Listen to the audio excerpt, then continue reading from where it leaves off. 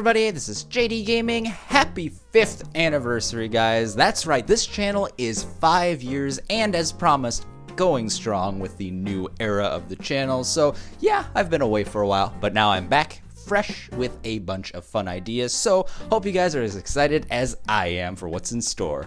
And we're going to kickstart this new era of the channel with a deck profile of an older style deck brought to the modern meta. And this is, of course, Zombie Lightsworn. So this was actually a very powerful deck back in the day. Brionac, Dragon of the Ice Barrier, was an awesome way to dump all of these zombie monsters to your graveyard.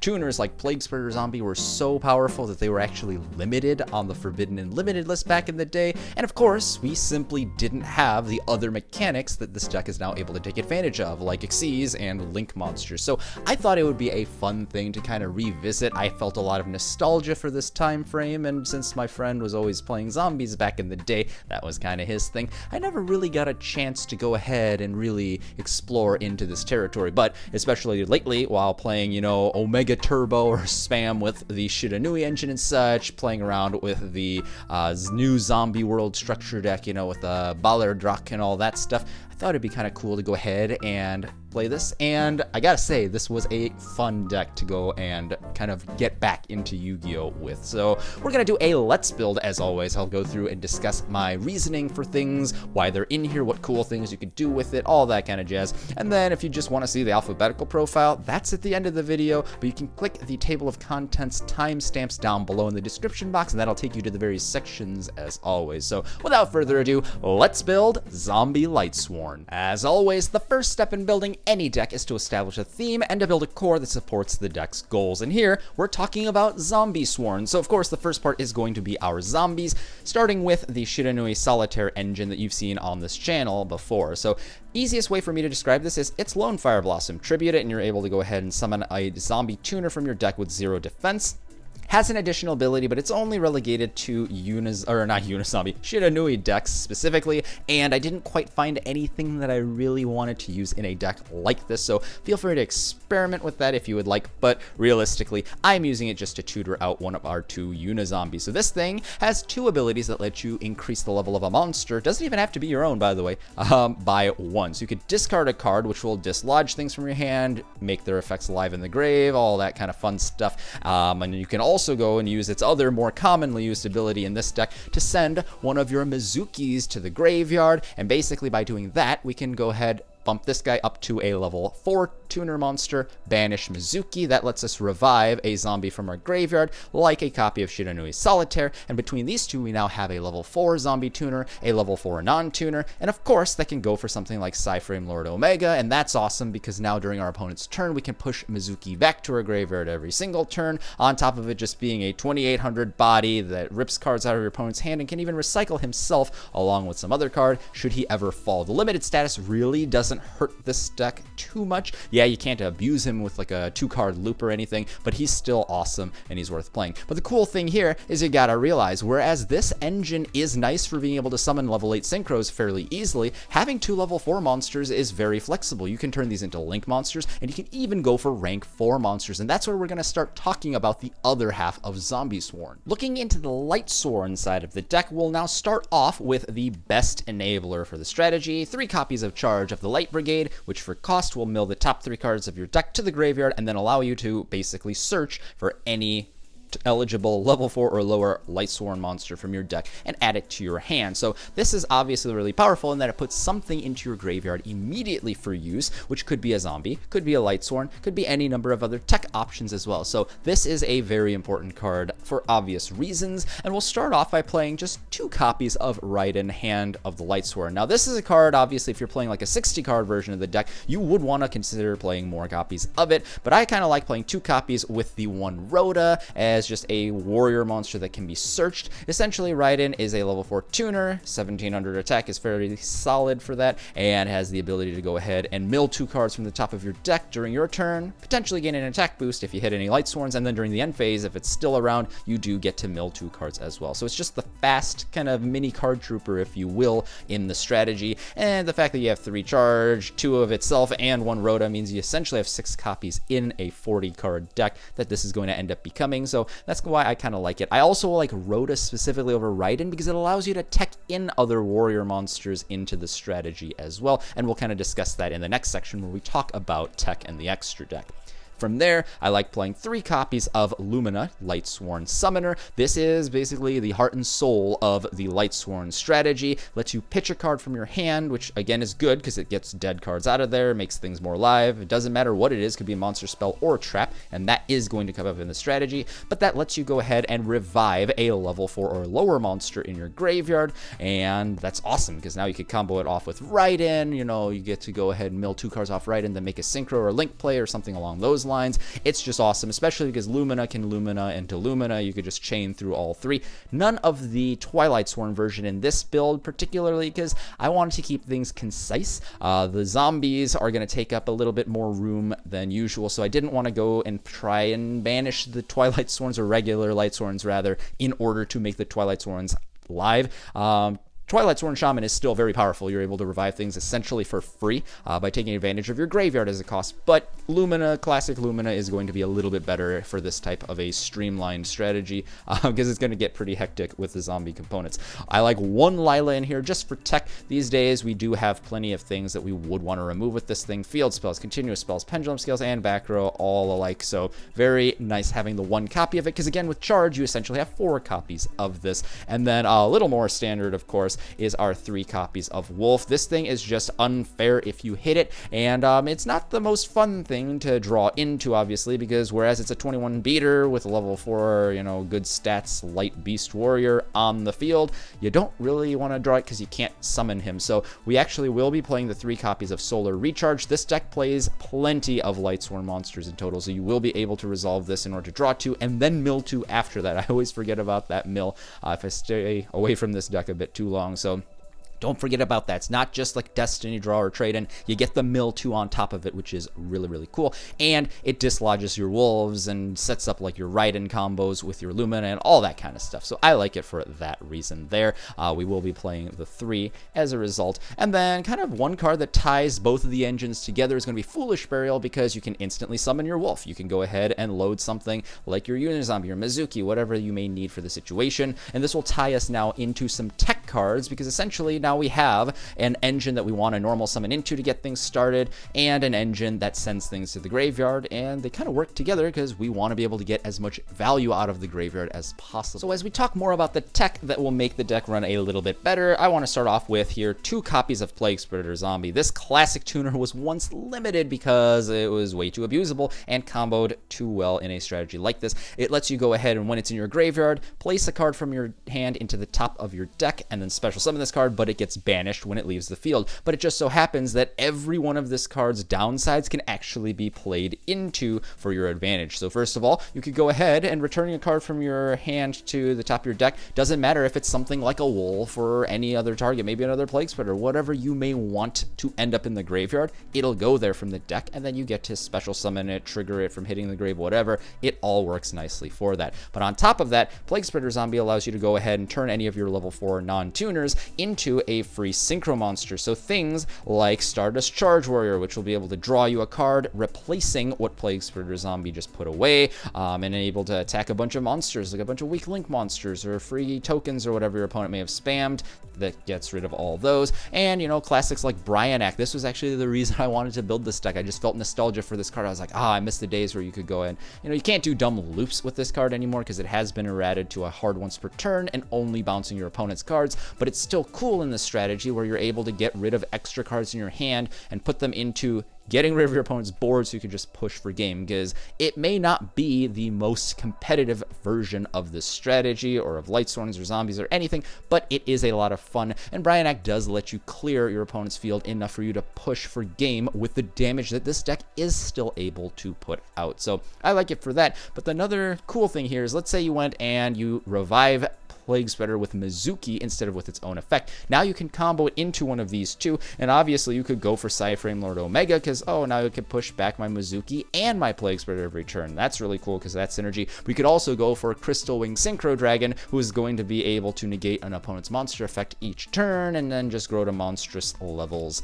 of attack power. So both of these are fantastic upgrades to your level 6 line, and I really like just the classic feel of playing this type of synchro toolbox that Plaguespreader Zombie allows. So definitely love the 2 copies of this. 3 is too much, but 1 copy, I want to see it more, and that's why we're playing that. Then a couple more zombies to round out that section.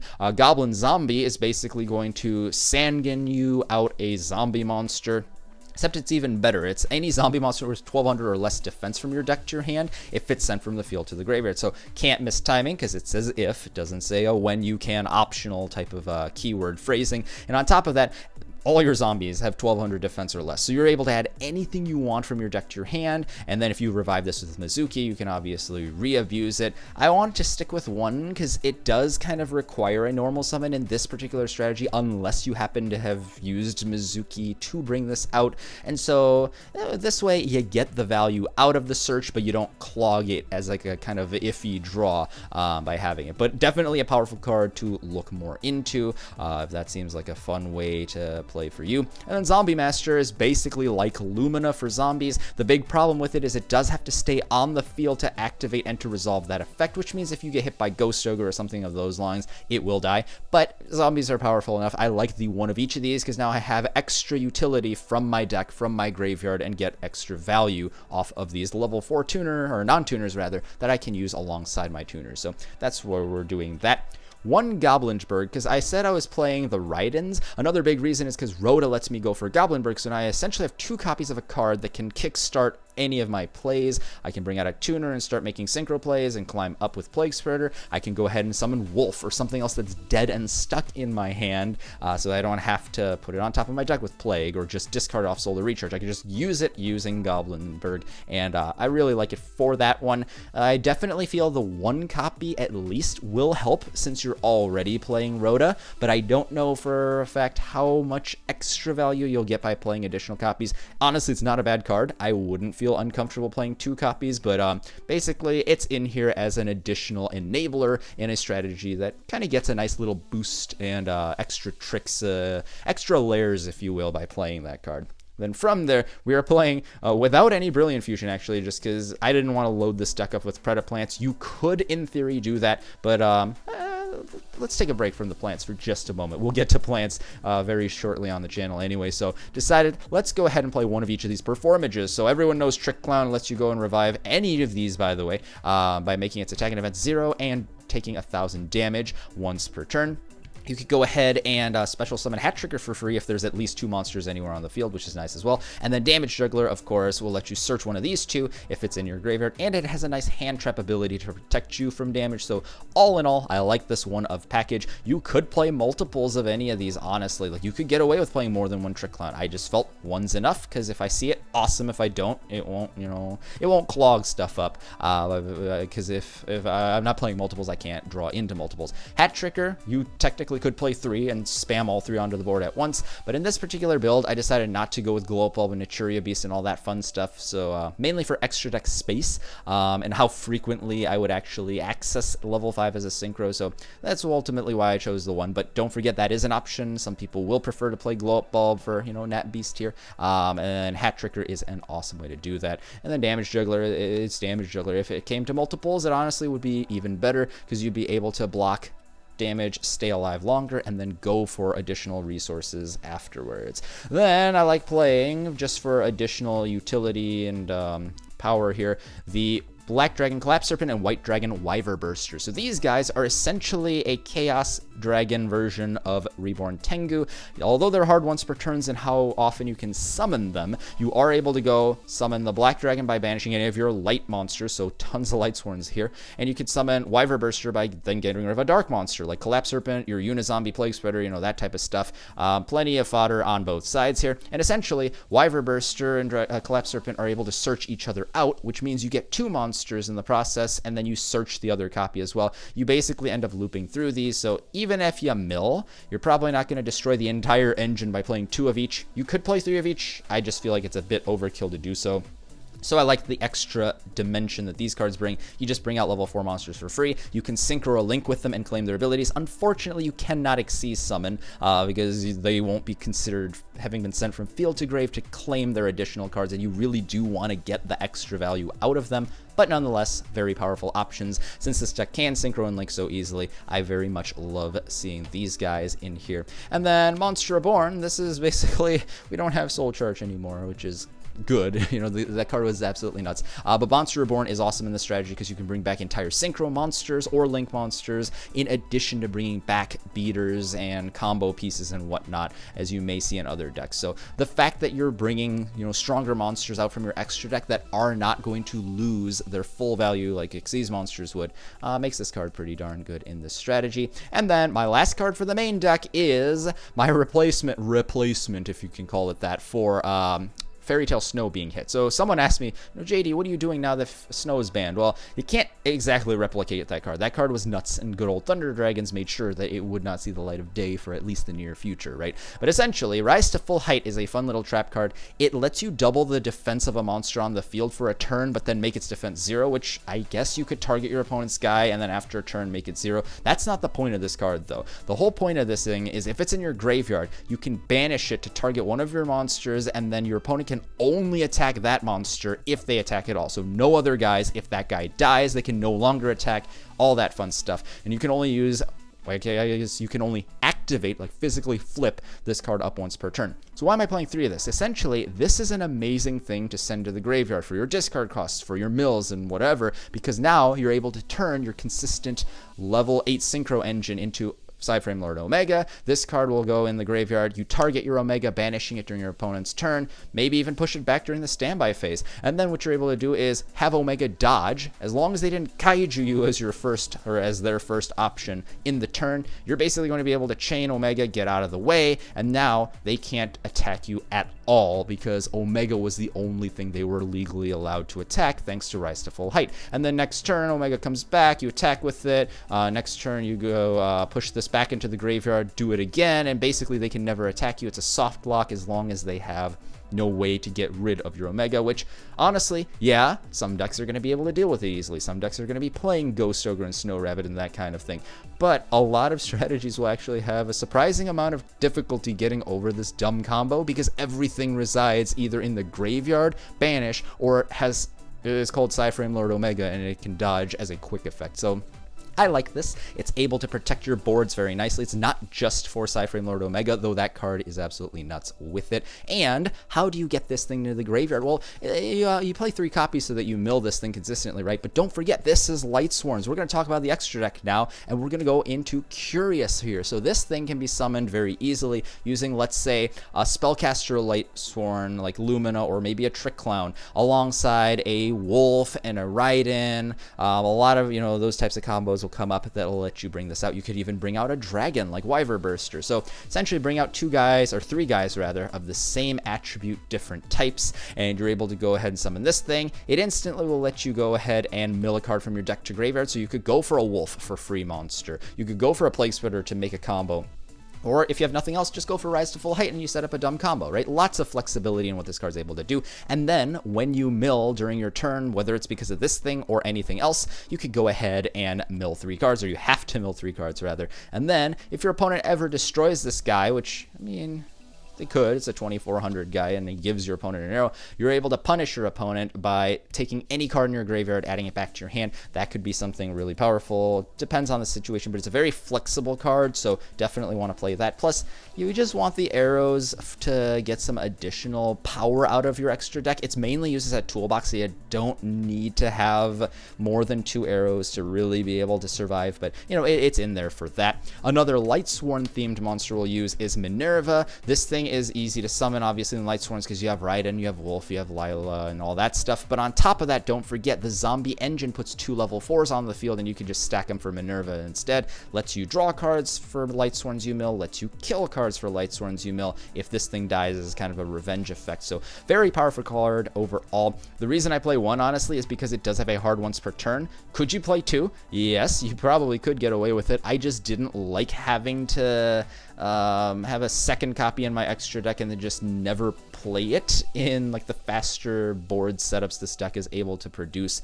So I don't know. Some games I do want the second copy, but most games you're okay with 1, and that's why I play the 1. I'd rather have some extra variety in my extra deck that allows me to go and make other plays. And then the last Lightsworn themed monster in your extra deck is going to be Michael, the Arc Lightsworn. This thing is a level 7 synchro, so it's easily brought out with Lumina plus a Raiden, and you technically only need non-tuner light monsters, so you can even summon this off of Unizombie as a level 3 or 4 tuner alongside like a Wolf or with a Lumina even. So very easy to summon in this strategy. Has the ability to banish a card on the field for 1,000 life points, and it has the ability to force you to mill 3 every turn, so pretty good no matter where it is. And then if it happens to die, you could recycle as many Lightsworns as you want in your graveyard and then gain life points. So saves your deck, saves your life, gets rid of annoying problematic cards, and it's very easy to summon this 2600 beater. So that's why we play it. It's still a very flexible removal option that is really easy to summon. So that's that. And now we'll kind of go a little bit more in order. So talking about Link monsters, I'm not playing any Link 2s, and you know, some people are gonna be like, oh, that's ridiculous. And sometimes I feel like, oh, well, maybe a Link 2 could help in this niche scenario, but in most circumstances, you honestly don't need to have like a Link 2 out or anything. Like, there isn't a good one. I tried 𝗵𝗆𝐸𝐸 Ningen. I tried 𝗬𝐻𝑆's Apprentice with the Dark Monsters. It still wasn't something where I really wanted a Link 2 that much. I just went straight for the Link 3 and then continued summoning as this deck is able to do. So what I play instead is the Summon Sorceress, because this thing is awesome. Not only can you duplicate like your Wolf, or you could go ahead and, you know, bring out another Spellcaster, which this deck plays plenty of, but zombies are in here as well, which makes Summon Sorceress even better. You can easily Mizuki or Plaguespreader to put a zombie into play, bring out a Goblin Zombie, link or synchro with them. Goblin Zombie's effect will now trigger, allowing you to go for, and that's why like the 1 copy of things like Goblin Zombie do really well in the strategies, because Summon Sorceress lets you abuse the heck out of the type support. They will help each other out, so that's why we play one of those.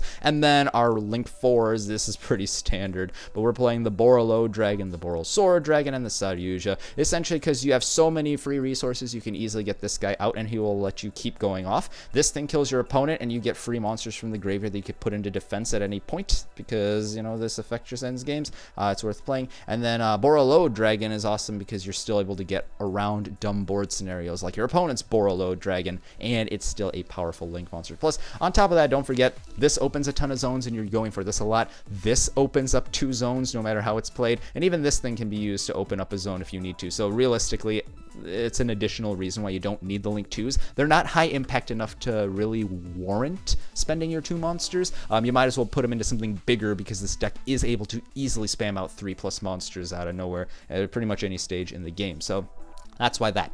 Then for synchro monsters, I already talked about my 2 level 8s, the Crystal Wing and the Omega. I talked about my 2 level 6s, the Brionac and the Stardust Charge Warrior. My 7s are going to be Black Rose Dragon, which doesn't have any plants in this particular deck, but it's still cool that you're able to blow up your the entire board, and since you have such little commitment to the field, unless you're pushing for game anyway, this card is still very nice. Zombies give you a little more resilience. Omega gives you resilience, so very easy to mitigate the losses that you have, and yeah, it's just good because of those reasons. And then we have Cyber's Clock, or not Clock, I always say Clock, Quantum Dragon, which is a new card from Savage Strike. This thing I've been testing out a bit. I really love it. It basically says if you have a Link monster with this guy, which a lot of times you do, this guy becomes a lightning rod for your opponent's attacks and affects the target, which is really cool. Not the main reason you play it, but it's a nice bonus when your opponent can't get rid of your, you know, your other key cards. But on top of that, is basically able to attack twice in a turn if he attacks a monster, and he's able to bounce the first monster he battles. So whether he's being attacked or attacks, bounce away a guy and then attack another guy, clears out potentially 2 or more Link, or I guess 2 Link monsters in a turn, which is a lot of value. Even if your opponent's getting them for free, getting rid of your opponent's pluses and getting rid of their advantage is a good way to secure victory in this game, so that's why I like this card. It's easy to summon and gets rid of multiple guys, puts in a lot of work in getting you a lot of free value off of your opponent. And then the last two cards here are Abyss Dweller and 𝗣𝗍𝐺𝗊𝖏. Essentially, you know, Minerva's in here because it's on theme and it gives you a bunch of free cards, but essentially Abyss Dweller stops the graveyard, and 𝗣𝗍𝐺𝗊𝖏 stops not the graveyard, so the field, and both of these cards are fantastic. You're able to go for level 4 monsters easily into rank 4s, so might as well play these guys. Tornado Dragon's an option as well, but since I'm already playing Lila and extra deck space was a bit tight, I decided let's just go with these for now, but there's definitely some flexibility here as well. I mean, some people may want to side Dweller in 𝗣𝗍𝐺𝗊𝖏 and instead play something like Utopia in the main. I don't know, I kind of like the versatility that having one of each of these provides, because you're able to deal with pretty much all aspects of the game between grave, field, and Omega dealing with the hand. But those are just my thoughts on this specific deck here. If you watched the video in its entirety, thanks. Hopefully you guys enjoyed seeing the creation of this deck as much as I relished the nostalgia of earlier Synchro days. So we'll start off with the main deck here with double Black Dragon Collapse Serpent and lone techs in Goblin Zombie and Goblin Berg. Then we got triple Lumina Lightsworn Summoner, one Lila Lightsworn Sorceress, double Mizuki, one each of the Performance Trio and Damage Juggler, Hat Tricker, and Trick Clown. Then we got double Plaguespreader Zombie, double Raiden Hand of the Lightsworn, triple Shiranui Solitaire, double Unizombie, double White Dragon Wyverburster, triple Wolf Lightsworn Beast, and a lone Zombie Master for our monsters. Then we have triple Charge of the Light Brigade, a Foolish Burial, and a Monster Reborn, and a Rhoda. We got triple Solar Recharge, and then triple Rise to Full Height for the Omega combos. And yeah, kind of a quick question that someone had for me, what do you use instead of Fairy Tale Snow? That trap card, honestly. I kind of go more in depth in the video. Then for Link monsters, no Link 2s, believe it or not. We're going straight into Link 3 with Curious Lightsworn Dominion and Summon Sorceress. Then we have for Link 4s Borolo Dragon, Borosora Dragon, and Saryuja Skull Dread. And then we go into our Synchro monsters. We have the level 6 Brionac or Brionac, whatever you want to call it. We have our Stardust Charge Warrior as well. Then for 7s, we have Black Rose Dragon, Cyber's Quantum Dragon, and Michael, the Arc Lightsworn. Then we have Crystal Wing Synchro Dragon and PSY-Framelord Omega as our level 8s. And then for our rank 4 Xyz monsters, we have Abyss Dweller for the graveyard, Minerva just for advantage, and 𝗣𝗍𝐺𝗊𝖏 for field control as well. That's it for now, but feel free to grab one of these videos on your way out. If you really enjoyed what you saw today, remember to subscribe to JD Gaming for more Yu-Gi-Oh videos. Thanks guys, this is JD Gaming, hope you guys enjoyed as always, and I'll see you guys next time.